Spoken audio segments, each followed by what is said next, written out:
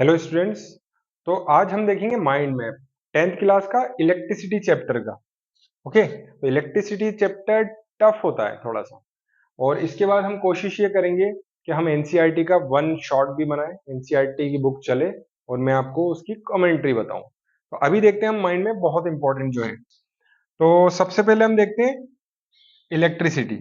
ठीक है, तो इलेक्ट्रिसिटी का ये माइंड मैप है। आपको किस तरीके से याद करना है वो देखते हैं हम। सबसे पहले हम पढ़ेंगे, इसके अंदर होता है करंट। ठीक है,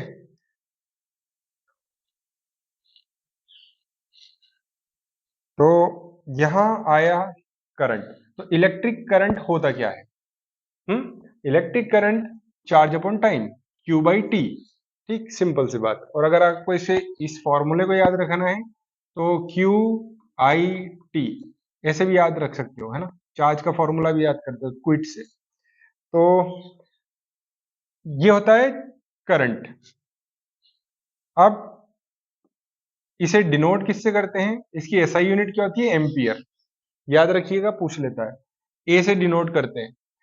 करंट को मेजर किससे करते हैं? अमीटर से करते हैं। ठीक है, अमीटर से, यहां लगा होता है मीटर, तो अमीटर से करते हैं।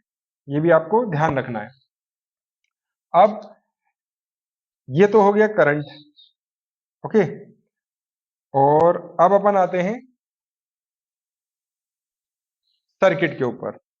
तो सर्किट क्या बात करता है भाई? सर्किट के अंदर बैटरी होती है, एक बल्ब होता है या कोई भी अप्लायंसेस होती है, मीटर भी लगा दिया हमने, की भी लगा दिया, तो इनको याद रखिएगा। और सर्किट क्या होता है? एक क्लोज पाथ होता है बेसिकली, है ना। Close path which electric current flow, तो ये याद रखिएगा सर्किट। इसके बारे में बड़ा कम पूछा जाता है, बस अंडरस्टैंडिंग के लिए, है ना। अब इसके बाद आते हैं हम इस साइड आ जाते हैं, मूव थोड़े से दूसरी साइड करते हैं। ठीक है, यहां पे करते हैं। यहां करंट आ गया था, अब रेजिस्टेंस के ऊपर करते हैं। तो सबसे पहले रेजिस्टेंस से भी आने से पहले हमारा ये पोर्शन कंप्लीट हो गया है। अब रेजिस्टेंस भी आने पहले हम पहुंचते हैं ओम्स लॉ के ऊपर। ओम्स लॉ क्या बोलता है? V equals to I R. ठीक है, अब V equals to I R. अब V क्या चीज है? तो हमने V तो पढ़ा ही नहीं, तो इससे पहले अब हमें पढ़ना पड़ेगा V क्या होता है। तो अब हम मूव ऑन करेंगे V के ऊपर, पोटेंशियल के ऊपर। ठीक, तो अभी हमें पोटेंशियल ढूंढना रहेगा, है ना। कहाँ है पोटेंशियल? यहाँ है। तो सबसे पहले हम देखेंगे पोटेंशियल होता क्या है ना। Work done to move a unit charge from one point to another, एक पॉइंट से दूसरे पॉइंट तक एक चार्ज को मूव कराना होता है। तो पोटेंशियल होता है V equals to W by Q, है ना। वर्क डन चार्ज को मूव कराने के अंदर, एक सर्किट के अंदर अगर मूव करा रहे हो उस चार्ज को, तो वो हो रहा है पोटेंशियल, एक पॉइंट से दूसरे पॉइंट तक। तो आपको ये याद रखना है formula, V equals to W by Q. और V वोल्ट, वोल्टेज या फिर वो इलेक्ट्रिक पोटेंशियल किस में मेजर करेंगे? वोल्ट मीटर के अंदर, है ना। वोल्ट मीटर के अंदर मेजर करेंगे, इस तरीके से होता है ना, वोल्ट मीटर।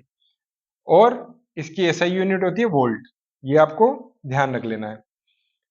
तो अब वोल्टेज का फंडा पता चल गया आपको। चलिए अब हम चलते हैं पोटेंशियल से लेके वापस हम चलते हैं V equals to I R के ऊपर। यहां पे अब हम ओम्स लॉ को डिस्कस करते हैं। V is directly proportional to I। तो वोल्टेज बढ़ेगा तो करंट भी बढ़ेगा, वोल्टेज बढ़ेगा करंट बढ़ेगा, V और I के अंदर ग्राफ स्ट्रेट लाइन जाएगा, है ना। वोल्टेज बढ़ेगा तो करंट भी बढ़ेगा, तो स्ट्रेट लाइन ध्यान रखिएगा। अब V is directly proportional to I, तो V is equal to I R या आर आई। तो R क्या है? कांस्टेंट है, ये ध्यान रखें आप। और R ही रेजिस्टेंस है, R is equal to V I, है ना। वी आई हो जाएगा नहीं, V I, R is to V I. तो अब रेजिस्टेंस की बात आ गई। अब रेजिस्टेंस के अंदर कुछ फॉर्मूलाज हैं आपके पास, क्या क्या फॉर्मूला है वो देख लें हम। ठीक है, तो यहां से सबसे पहले मिटाएं हम इसे। अब हम फॉर्मूला देखें इसकी कि क्या क्या फॉर्मूला है। तो रेजिस्टेंस के फेवरेट फॉर्मूलाज हैं हमारे पास ये, पैरेलल कॉम्बिनेशन के अंदर parallel 1/r is equal to 1/r1 plus 1/r2 plus जितने भी रेजिस्टेंस लगे हुए हैं एक सर्किट के अंदर। जैसे ये एक रेजिस्टेंस है, ये दूसरा रेजिस्टेंस है, ये तीसरा रेजिस्टेंस है, थर्ड, ये पैरेलल के अंदर है, तो हम ये वाला फॉर्मूला यूज करेंगे, ठीक है। और अगर यही सीरीज के अंदर होते तो ये R1 R2 R3, जैसे ये है सीरीज के अंदर, तो R1 R2 R3, तो आप ये वाला फॉर्मूला यूज करेंगे। तो ये ध्यान रखिएगा, इनके ऊपर न्यूमेरिकल आते हैं, पक्का आएंगे, ठीक है। चलिए, अब हमने रेजिस्टेंस कवर कर लिया, ओम्स लॉ कवर कर लिया, ठीक है, चार्ज कवर कर लिया, ये पूरा पोर्शन कवर हो गया। अब इसके बाद एक और चीज है, रेजिस्टेंस डिपेंड किस किस के ऊपर कर रहा है ना। रेजिस्टेंस कर रहा है डिपेंड लेंथ के ऊपर, है ना। वायर लंबा हुआ तो रेजिस्टेंस कर रहा है एरिया के ऊपर, अगर वायर मोटा हुआ तो क्या होगा, है ना। देखो, अगर लंबा हुआ तो रेजिस्टेंस भी बढ़ जाएगा, और रेजिस्टेंस क्या होता है, रुकावट, रुकावट को बोलते हैं रेजिस्टेंस। जितना लंबा वायर उतनी ज्यादा रुकावट, जितना मोटा वायर उतना कम रेजिस्टेंस, है ना। और टेम्परेचर बढ़ा तो फिर रेजिस्टेंस ज्यादा हो जाएगा, और नेचर ऑफ मटेरियल के ऊपर डिपेंड करता है रेजिस्टेंस। तो ये आप याद रखिए, क्या ये पूछ लेते हैं बार बार, ओके। तो हमारे ये सब चीजें हो गई हैं, क्या क्या हो गई हैं, ओम्स लॉ हो गया हमारे पास, resistance, electricity, current, circuit, factor affecting resistance, है ना, फैक्टर अफेक्टिंग रेजिस्टेंस हो गया हमारे पास, पोटेंशियल कंप्लीट हो गया, डेंजर ऑफ मतलब मिस हैंडलिंग इलेक्ट्रिक अप्लायंसेस क्या होता है, आपको फायर लग सकती है, एक्सप्लोजन हो सकता है, इलेक्ट्रिक शॉक लग सकता है। अब रेजिस्टेंस के साथ एक और चीज आती है, रेजिस्टिविटी, और ये फॉर्मूला रेजिस्टिविटी का है। ये कहां से बना, रेजिस्टेंस से। इसका रेजिस्टेंस का फॉर्मूला क्या था, R is to rho L by A, है ना। एल ज्यादा होगा रेजिस्टेंस ज्यादा होगा, ए ज्यादा होगा तो रेजिस्टेंस कम होगा, ठीक है। अब ये रेजिस्टिविटी है, रेजिस्टिविटी ना तो एरिया पे डिपेंड करती ना लेंथ पे डिपेंड करती, ये नेचर होता है ना, मटेरियल का नेचर होता है। It depends upon the nature of material, और इसकी ऐसा यूनिट ध्यान रखिएगा, ओम्स मीटर होती है, ओम मीटर, ठीक है, ओम मीटर। रेजिस्टेंस की ऐसा यूनिट होती है सिर्फ ओम, रेजिस्टेंस की ओम ही होती है, ठीक है। वोल्टेज की, इलेक्ट्रिक पोटेंशियल की वोल्टेज, करंट की एम्पियर, ये ध्यान रखिएगा। चलिए, तो ये वाला सेक्शन भी हमारा कंप्लीट हुआ। अब हमारे पास कुछ कुछ सेक्शन बचे हुए हैं, जैसे हमारे पास पावर बचा हुआ है ना, और जूल हीटिंग इफेक्ट बचा हुआ है।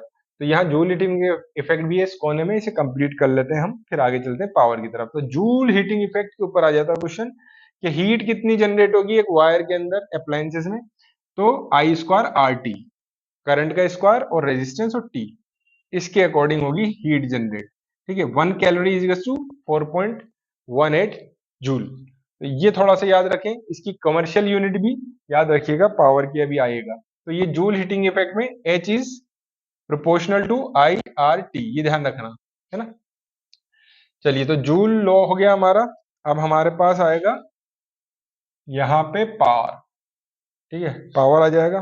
पावर के अंदर क्या बोला जा रहा है, power, power is to V I, P is to V I. इसको इस तरीके से भी लिख सकते हैं, इसे इस तरीके से भी लिख सकते हैं, तीनों को याद कर लीजिएगा आप ध्यान से।